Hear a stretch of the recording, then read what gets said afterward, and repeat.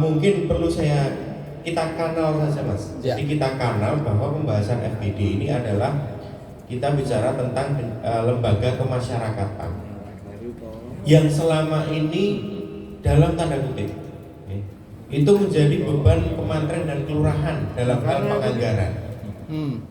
Nah, bagaimana kita menyebut beberapa lembaga-lembaga kemasyarakatan seperti yang tadi saya sampaikan itu ada. Kalau kita bicara lembaga kemasyarakatan, tentu kemarin ini ada Pak Ketua Pansus pencabutan Perda 12 Ya. tahun 2002 tentang pedoman pembinaan. Pembinaan, betul. LPMK, NP, NB. Nah, ini Pak Ketua Pansusnya Pak Maroto. Nah, maksud saya adalah kelompok-kelompok itu, Mas. Siap. Jadi kalau LPMK kita nggak bisa using, Ya. RT/RW kita nggak bisa using. Nah, tetapi di lembaga kelurahan itu kan ada yang namanya punya Satpol PP, punya FKPT, BPBD punya Tagana, punya Tagana, punya Kampung Bencana, Kampung Tangguh Bencana, punya Red Card, punya apa lagi? Red Card. Nah, apa itu nggak tahu saya. Itu FKPT itu Satpol PP DIY itu punya juga jaga warga. Ya. Itu fungsinya apa? Ya? Saya berkali-kali menyampaikan, bonek saya itu punya kewenangan, tak bubarkan semua. Saya bubarkan semua itu, nggak ada fungsinya Mas. Wong yo itu apa? Tangguh bencana. Nah, orang kebakaran ketemu undang pemadam kok bos. Hah? Mau tangguh dari mana kan kita belum ini. Dan mereka, Nyon Sewu, Kampung Tangguh Bencana itu, sampai sejauh mana pembinaan SDM-nya? Yo dilatih apa diajari caranya ini? Belum sampai ke situ Mas. Dilatih ya sudah dapat seragam. Kan seperti itu. Bahkan kemarin ada beberapa temuan di KTB itu yang hibah kendaraan roda 3. Kita nggak pernah sampai, tapi maksud kita karena ormas itu adalah kemasyarakatan yang di tingkat kelurahan itu Bu. Ya, lembaga. Tadi makanya saya tadi menyampaikan lembaga kemasyarakatan. Ini judulnya nggak apa-apa. Tapi nanti minimal Mas Sarif dan rekan-rekan ini gambarnya sudah ada, sudah tahu seperti itu. Daripada nanti ini Yonjo Mas, kalau kita bicara ormas sensitif. Ya, seperti itu. Terima kasih pimpinan. Jadi nyambung sebenarnya. Jadi memang satu ini agak abu-abu memang. Kenapa kemudian saya tadi yang disampaikan Kes Bangpol betul. Saya masuk soal itu. Coba next. Jadi izin Pak Daru. Iya. Next slide berikutnya lanjut. Nah, saya ingin masuk ke filosofi yang disampaikan bahwa setiap warga negara itu memang berhak berserikat dan kumpul. Itu premis filosofisnya. Siapapun kita nggak bisa membatasi itu, dan bahkan di Undang-Undang Dasar kita itu menyampaikan soal itu. Dalam konteks negara demokrasi pemerintah Kota Yogyakarta, ya lanjut ya. Relasi yang paling penting adalah memahami culture Kota Jogja sebagai premis sosiologisnya. Ya, jadi masyarakat Kota Jogja itu masyarakat yang majemuk, pluralis, demokratis, partisipatif, memiliki semangat kebersamaan dalam berbagai aspek kehidupan sosial. Paguyuban manuver foto aja ada di Jogja gitu, ya. Paguyuban togel saja ada di Kota Jogja itu. Ya, ada di Jogja itu. Paguyuban judi online juga ada di Kota Jogja. Artinya apa? Ini secara sosiologis kultur masyarakat ya kayak selain bilang makan nggak makan yang penting kumpul. Ini kan perspektif secara sosiologis, artinya berorganisasi, berserikat dan berkumpul. Ya. Lanjut. Nah, ini konstruksi undang-undang tadi sampaikan, lanjut. Oke, ini sukarela. Definisi inilah yang kemudian membuat dikotomi Mas. Ini definisi ini sebenarnya. Makanya kita cek di Kota Jogja tidak ada itu perda, ya, yang mengatur soal lembaga kemasyarakatan kecuali Perwal mengatur LPMK. Kalau Mendagri melalui Permendagri 2018 itu ada, tapi di kabupaten namanya LKD, Lembaga Kemasyarakatan Desa. Di Kota Jogja tidak ada satu peraturan pun yang memberikan legitimasi soal pembentukan lembaga ke masyarakat, lembaga tidak ada. Kalau ada mohon nanti bagian hukum sampaikan ke sini. Sampai hari ini belum ada. Tapi kalau untuk kabupaten kota itu ada. Pertanyaannya adalah apakah boleh Permendagri 18 2018 template-nya bisa ditarik ke kota? Coba dibuka Permendagri 18. Di Permendagri 18 itu bicara soal apa? Pembentukan lembaga kemasyarakatan desa. Di dalam Permendagri itu desa dapat membentuk lembaga kemasyarakatan di luar lembaga yang sudah disebutkan oleh Kementerian Dalam Negeri. Apa itu? Ada PKK, ada Karang Taruna, ada Posyandu, ada lembaga pemberdayaan masyarakat desa. Berdasarkan apa? Berdasarkan kondisi dan kehendak kebutuhan masyarakat setempat. Permendagri 18 2018 ya. Lembaga kemasyarakatan setingkat kelurahan LKK. Nah, mau izin Punya kota. apa tentang apa? Yang tadi saya sampaikan ini ketua pansus yang mencabut Perda 22 tahun 2000. Itu pembentukan lembaga. Iya. Tapi bukan ini di provinsi. Aturannya. Ya, aturannya kan begitu. Tapi lembaga kemasyarakatan yang disebutkan di dalam perwal yang lama itu 2002 itu kan soal bagaimana RT RW Iya. kan itu kan. Iya. Tapi lembaga yang seperti yang dimau di dalam coba. Ini contoh. Dalam ini. Permendagri 18 itu berbeda. Di dalam Permendagri ini bilang pemerintah daerah, pemerintah desa setempat dapat membentuk lembaga, diatur jelas. Saya mau dimatikan dulu.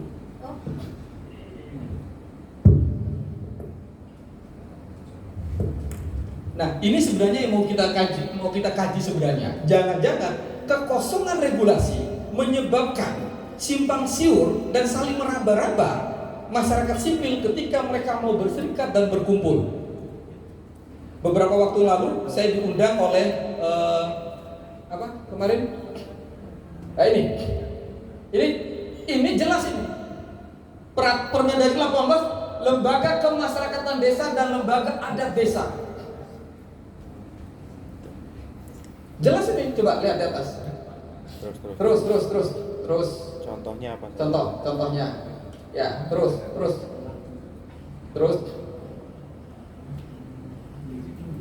Nah ini, ya, jelas ini tujuan pengaturan lembaga kemasyarakatan desa. Saya bayangkan di sini LKK, lembaga kemasyarakatan kelurahan. Seperti hari ini, kemarin saya diundang oleh Ketua Forum LPM DIY, ya, kan ada Kanjeng Notonegoro.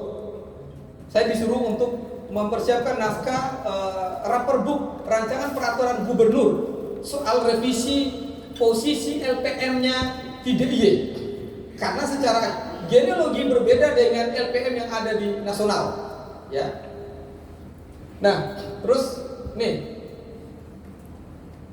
Ini di sana. LKD dibentuk atas prakarsa pemerintah desa dan masyarakat. Di Kota Jogja banyak sekali lembaga-lembaga atas prakarsa OPD. Tapi pertanyaannya apa dasar aturannya? OPD memfasilitasi, memprakarsai pembentukan lembaga-lembaga itu. Kalau di perwal yang lama itu kan penetapan jelas genealogi anatominya itu adalah RT, RW, LPMK dan lain-lain. Nah sekarang soal, misalnya ketika BPBD membentuk Tagana, dasar regulasinya apa? Apakah pakai Undang-Undang Penanggulangan Bencana? Apakah pakai Undang-Undang 23 2014? Undang-Undang 23 2014 kalau baca di lampirannya itu urusan kewenangan pusat, provinsi dan daerah hanya berkaitan urusan lingkungan hidup. Pemerintah daerah dapat membentuk forum atau kelembagaan. Ini kalau strike ngomong aturan. Nah, terus poin 2 tadi. Mana tadi?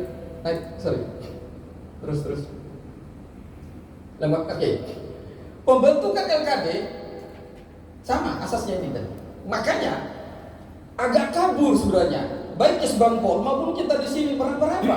Sajane kita bahas ormas yang mana ini? Yang secara genealogi lahir dari prakarsa masyarakat atau lahir dari prakarsa pemerintah? Atau pertanyaan saya, peta soal ormas yang dimiliki oleh Kesbangpol sudah teridentifikasi nggak berdasarkan genealoginya? Dia lahir karena inisiatifnya OPD atau inisiatif masyarakat? Masyarakat kalau Kesbangpol Nah, masyarakat.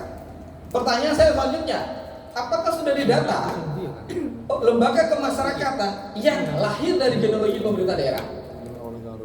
Itu Bapeda yang punya. Oke, menarik, nanti ada Bapeda di sini. Nanti kita diskusi. Lanjut.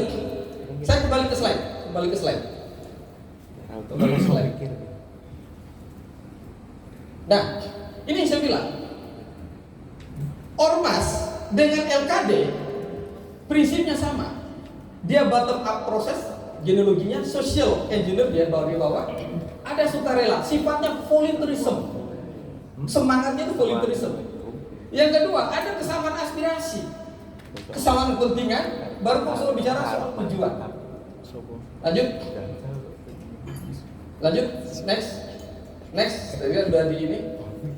Nah, ini di undang-undang bilang begini.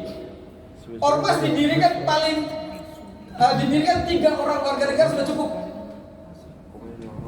Forum sama, 3 orang juga bisa mendirikan. Bahkan mendirikan perusahaan 1 orang saja sudah bisa. Mendirikan perseroan, perkumpulan 1 orang bisa. Ya. Ormas dapat berbentuk badan hukum atau tidak badan hukum. Inilah yang kemudian mau kita telaah. Jadi yang disampaikan kes Bang Paul, lalu kemudian Ibu tadi, yang mau kita telah soal ininya. Anatomi kelembagaan masyarakat tadi berbadan hukum atau tidak berbadan hukum sama-sama diakui. Bukan berarti tidak berbadan hukum itu ilegal, bukan. Karena kembali ke premis yuridis, setiap warga negara berhak berserikat dan berkumpul. Clear, itu nggak bisa dibantah. Itu konstitusi kita. Ya. Nah, ormas dapat berbasis anggota atau tidak berbasis anggota, diakui Pak. Kalau dia tidak punya, misalnya ada lembaga di Tagana katakanlah, dia kan nggak punya anggota, legal nggak? Legal. Tapi status, standing posisi ketika head to head dengan civil society to government itu posisi seperti apa? Civil society to people tadi, grassroots tadi posisi seperti apa? Ini kan yang perlu digali. Ya. Ormas berbadan dapat berbentuk perkumpulan. Yes, tadi disampaikan oleh Ibu. Lanjut. Ini syarat perkumpulan. Ya. Ada akta pendirian, program kerja, perkumpulan. Ya sekalian direkomendasikan dulu ya. Harus perkumpulan. Lanjut. Nah, ini saya jelaskan tadi. Bagaimana dengan LKD yang tadi disinggung oleh Pak Daru? Yang mau kita bicarakan hari ini kan lembaga kemasyarakatannya, yang genealoginya bermitra langsung dengan pemerintah. Ya. Kan itu ya Pak Daru. Ya. Nah, sebenarnya kita sudah masuk ke situ sebenarnya. Yang mau kita kaji sehingga nanti jangan sampai seluruh forum-forum ormas-ormas yang dibentuk itu, ya kita nggak bisa bedakan ini LKD atau bukan.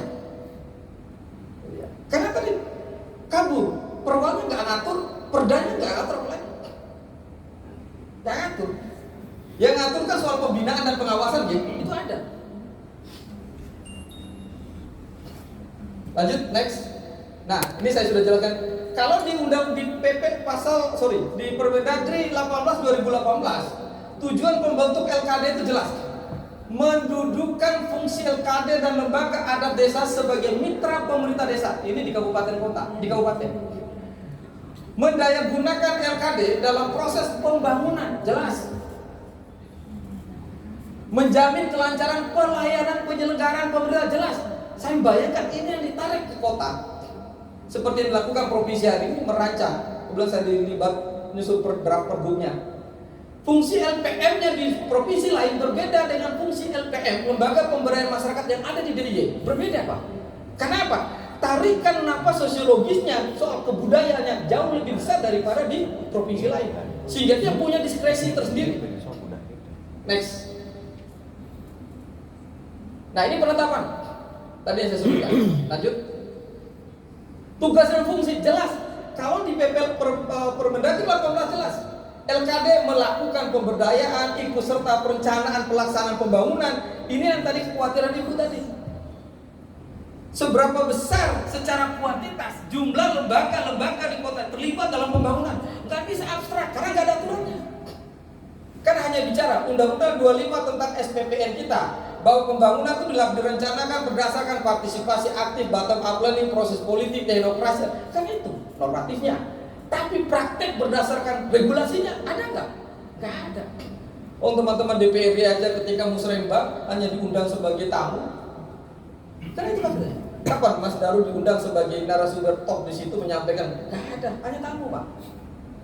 Kapan ketika pembahasan RKPD lalu kemudian teman-teman komisi kemudian menginkubasi terus proses perencanaan? Gak ada, Pak. Kalau nggak ketemunya RDP, pansus, aja, itu aja. Ini problem kita. Pak, apalagi kita mau bicara soal lembaga kemasyarakatan. Based on regulasinya, lemah kita, nggak ada itu. Ini evaluasi untuk kota. Nah, ini terus next. Nah, jenis LKD, ya, ini kan paling sedikit. Ada RT, ada RW, ada PKK, ada Karang Taruna, ada pos pelayan terpadu, ada LPM. Paling sedikit. Boleh nggak like? Boleh. Tapi dasar pembentukannya, aturannya mana? Kan rano, Pak. Maka kalau Mas Daru tadi secara emosional, bubarkan aja tuh kampung warga, jaga warga, redkan. Bisa masuk akal karena aturan cantumannya nggak ada, Pak. Kalau zaman Soeharto ini sebutin OTB, organisasi tanpa bentuk. Karena semua lain dari pemerintah. Kalau dalam perspektif teori tentang negara, apakah layak mereka disebut dengan civil society? No, mereka bukan civil society. Karena genealoginya mereka lain, bukan dari genealogi rahimnya rakyat, rahim dari struktur kekuasaan. Mau pakai teori apa? Gak ketemu, Pak, akalnya itu. Mereka bukan based on civil society. Itu disebut dengan state corporate sebenarnya itu. Masuk dalam organ-organ yang dibentuk oleh negara dalam rangka melayani kepentingan negara, bukan masyarakat. Akhirnya apa yang terjadi hari ini? Berebut hibah kan? Berebut bantuan kan? Berebut beli seragam kan? Kan itu yang terjadi. Itu yang terjadi. Next. Nah, ini kewenangan. Kalau jelas di desa, ya, membentuk dengan perkembangan dan kebutuhan. Kebutuhan ketentuan lebih lanjut, bahkan di desa cukup diatur melalui perdes. Gitu. Saya bayangkan ketentuan kebutuhan tentang lembaga pemasyarakatan Kota Yogyakarta ditentukan melalui perwal atau perda, titik, selesai. Gitu. Lanjut. Nah, ini konteks Kota Jogja. Kan punya perwal itu. Nomor 71 2012. Petunjuk pelaksana pembentukan lembaga LPM kan bicaranya. Bukan lembaga pemasyarakatan kota, tidak disebutkan, tapi kelurahan. Perwalnya, sektoris enggak? Iya, sektor. Bahwa dalam rangka tercapainya optimalisasi, efektivitas, efisiensi pelaksanaan tugas lembaga pemberdayaan masyarakat kelurahan, LPMK. Ya, ini per 12 yang tadi dicabut, ya. Ini pembentukan, kan ini yang disebut. Ada nggak adendum atau klausul mengatakan bahwa akan ada diperbolehkan munculnya lembaga-lembaga baru berdasarkan ketentuan ini? Kan nggak ada, Pak. Beda dengan Permendagri 18 2018 bahwa desa berhak membentuk berdasarkan kebutuhan dan prakarsa masyarakat setempat. Next. Nah, ini kan di dalam perda tadi. Saya hanya mengcapture ulang. Jelas nih batasan. Selain itu ada nggak? Nggak ada. Kita straight nih ngomong aturan nih, Pak. Ada nggak disebut tagana atau kelompok-kelompok lain? Nggak ada. Artinya kalau saya Satpol PP yang diakui oleh pemerintah cuma ini, selain itu nggak diakui. Ya nggak, Pak? Kalau Satpol PP sebagai penegak aturan, perspektifnya itu kan. Kalau bahwa ada interpretasi soal hukum beda lagi. Maka apa? Ya revisi ini dong. Ada tambah ada satu pasal mengatakan bahwa pemerintah kota dapat membentuk, ya, menetapkan lembaga kemasyarakatan lain yang tidak diakui, yang tidak diatur dalam berdasarkan prakarsa titik. Oke. Berarti muncullah Redcard, muncullah Tagana, Kampung Tangguh Bencana. Ini saya kasih contoh, next. Terus ini ruang lingkup sudah. Nah, ini standing posisi LPMK kita sebagai lembaga sosial pemasyarakatan menjadi mitra kerja pemerintah mempunyai fungsi ini. Artinya apa? seluruh lembaga-lembaga yang disebutkan tadi cukup diwakilkan LPMK, selesai. Karena definisinya kan ini kan.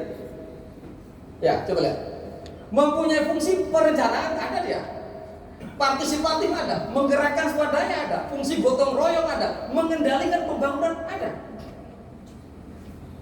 Kalau mau restrukturisasi atau bahasanya Mas Chandra mungkin restorasi, Mas Al-Nasdem, ya semua ada. Bahwa Tagana, Rekan, apapun, gabungkan mereka di LPMK.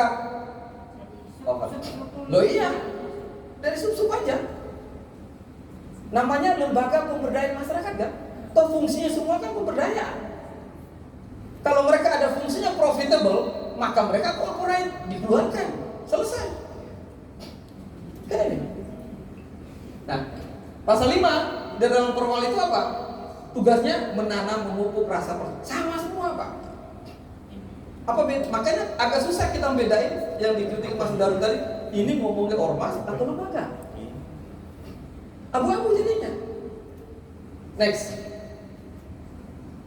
Nah, pertanyaan penting, bagaimana status berbagai jenis fungsi organisasi masyarakat?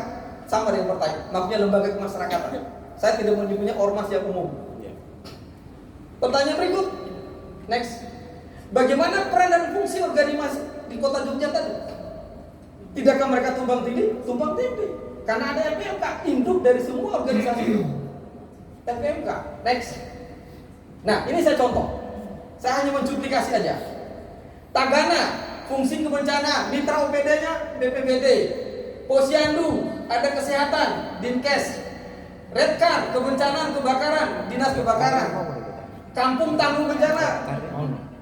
Ini. Karang Taruna Kepemudaan Dispora. PKK pemberdayaan. Ini di mana? Masih banyak lagi, Pak. Bahkan Dinsos punya lembaga sendiri.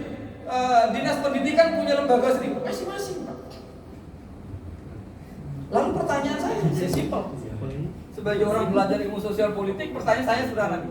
Apakah mereka tadi yang disebut dalam undang-undang tadi yang disebut dengan civil society? No, kalau saya mengatakan tesis itu dibantah. Mereka bukan komunitas civil society. Kenapa? Genealoginya struktur kekuasaan. Top down. Lah iya dong, top down. Mereka lahir dari rahim kekuasaan. Ini yang mau kita diskusikan. Saya sangat tertarik ketika ditantang oleh teman-teman Komisi A mendiskusikan ini. Sekaligus kita mau bongkar mitologi ini sebenarnya. Ini abu-abu kita ini. Abu-abu. Kalau di desa kabupaten jelas ada permendagrinya. Kan nggak mungkin lurah itu bikin peraturan kelurahan kan menetapkan lembaga. Nggak mungkin. Itu saya kira Bapak Ibu diskusi kita sekaligus tadi meng-compare apa yang dimaksud oleh Kes Bangpol kemudian Pak Daru. Monggo mungkin dari bagian hukum kita ingin dengar dari bagian atau Bapak Dah dulu. Bapak Dah. Yes. Atur nuhun Bapak Ibu semuanya, Bismillahirrahmanirrahim. Assalamualaikum warahmatullahi wabarakatuh.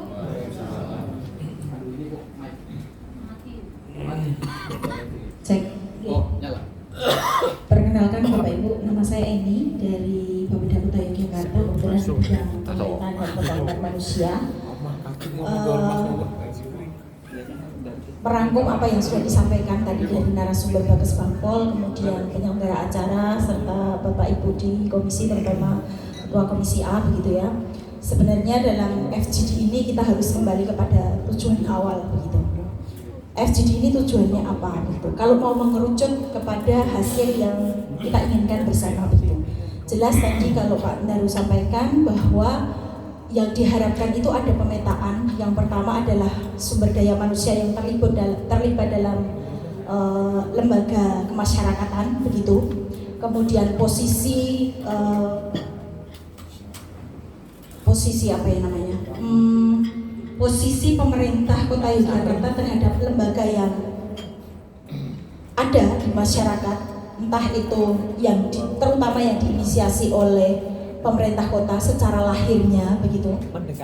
Kemudian yang kedua adalah dari sisi efektivitas pelaksanaan dan tentu saja efisiensi dari sisi pembiayaan. Nah, menurut hemat kami ini memang perlu kita lakukan pemetaan bersama terhadap lembaga kemasyarakatan menika dalam rangka yang pertama, kalau dari sudut pandang kami di Bapeda terkait dengan perencanaan pembangunan, tentu saja kami menyetujui kalau akan ada efektivitas secara pelaksanaan dan efisiensi dalam pembiayaan.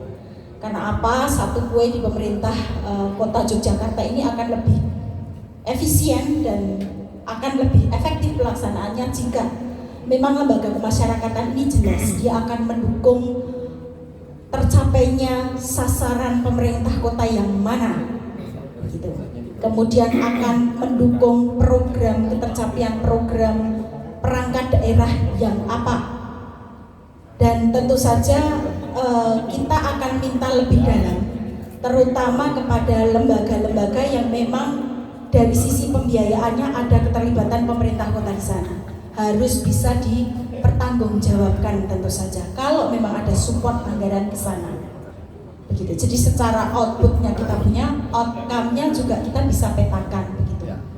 Nah, kalau dalam pengalaman kami di pemerintah Kota Yogyakarta, terutama di Bapeda, kaitannya dengan organisasi kemasyarakatan ini, kalau di kami Bapak, kami lebih banyak bekerja sama dengan organisasi kemasyarakatan, katakanlah LSM gitu ya, yang memang secara funding itu kita tidak cawe-cawe Bapak Ibu semuanya, tidak cawe-cawe, pemerintah kota tidak memberikan support pembiayaan kepada lembaga kemasyarakatan yang kemudian ikut serta untuk mendukung tercapaian sasaran maupun program di pemerintah kota. Nah, model-model kerjasama inilah yang kemudian kita dorong untuk bisa ditangkap oleh pemerintah kota, terutama di teman-teman Kesbangpol, bahwa sumber daya inilah yang sebenarnya potensial untuk kita manfaatkan dengan tidak ada beban APBD, tapi kita manfaatkan seluas-luasnya dari apa yang mereka kerjakan. Biasanya mereka membawa funding dari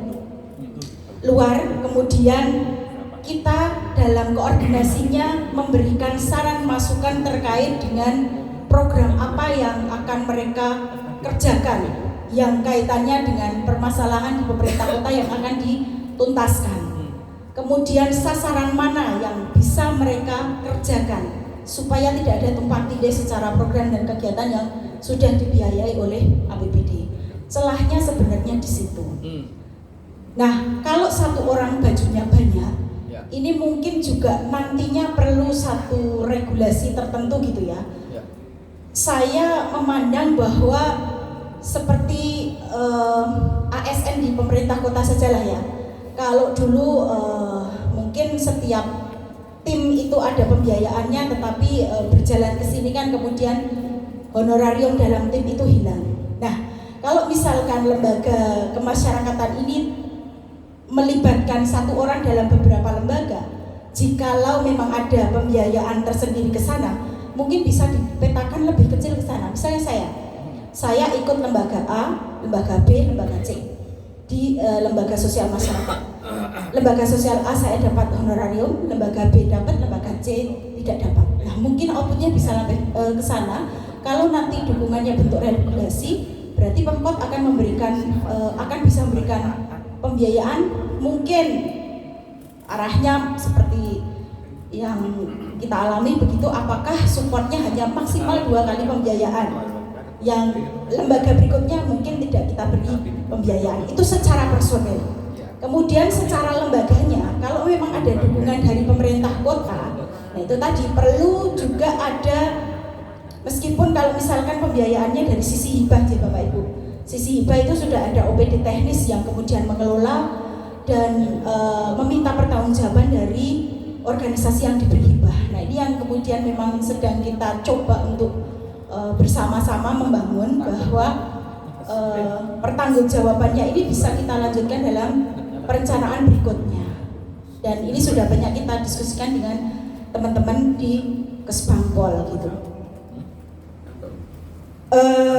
Sedikit informasi dari Bapeda mungkin itu. Kalau yang di kami, yang ditulis di form tadi sudah ada banyak, tapi kami juga tidak mengetahui apakah organisasi yang kami tuliskan itu berdomisili di Pemkot atau tidak, tetapi yang kami tuliskan itu yang sudah melakukan jejaring dengan Bapeda terutama dalam pelaksanaan program dan kegiatannya. Dan 2, memang organisasi itu Ada yang berbasis masa, Bu, ada yang berbasis program dan Tanya kegiatan. sebentar. J. Mekanisme pemberian bantuan apapun namanya, mau hibah atau mau DKK atau apa ke organisasi itu skemanya Bapeda gimana?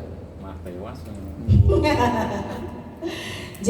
Kalau di itu memang sudah ada perwal tersendiri terkait dengan pemberian hibah dalam bentuk uang maupun bentuk barang. Itu nanti bisa jangan pelajari di jdih.jogjakota.go.id, ada perwal 68 tahun 2023 kalau nggak salah. Ya, itu turunan dari Permendagri 70 Betul. tentang pemberian hibah. Betul. Tapi yang mau saya cari tahu adalah prosesinya, Bu. Kan beda itu. Normatif kan begitu. Misalnya begini, saya lembaga ini dibentuk oleh pemerintah. Proses Iya. pengajuannya bagaimana? Oke, kalau proses pengajuannya memang kita by proposal dari N-1 Bapak. Jadi lembaga kemasyarakatan itu N-1 biasanya sudah mengajukan proposal kepada kepala daerah, wali kota Yogyakarta. Langsung?